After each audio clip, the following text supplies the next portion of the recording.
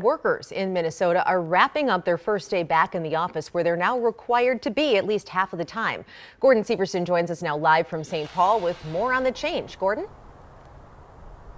Yeah, this area around the state capitol here is kind of a hot spot for state employees. There's the Department of Revenue, the Agriculture Department, and the Health Department just down the street here, plus several other buildings in this area. We caught up with a handful of these state employees during their lunch break to see what they think about going back into the office.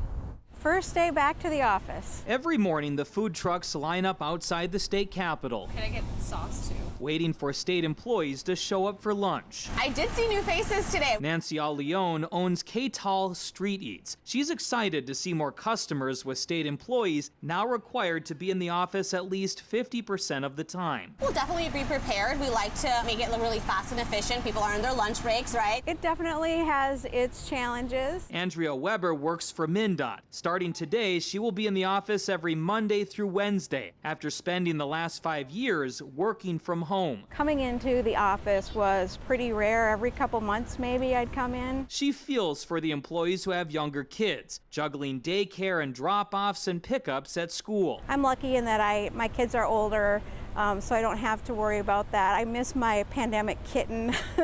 So it's causing a lot of frustration. Megan Dayton is the president of MAPE, a union that represents thousands of state employees. She says the return to work order is like giving every employee a pay cut, requiring them to spend more gas money, parking fees, and wear and tear on their vehicle. It is not fair to try to solve downtown St. Paul's economic problems on the back of state workers when our wages have not kept up with inflation for decades. Many of the state workers we spoke with say the change does bring some challenges, but they're doing their best to stay positive. I am, looking forward to my view. I have a beautiful view of the Capitol Mall here.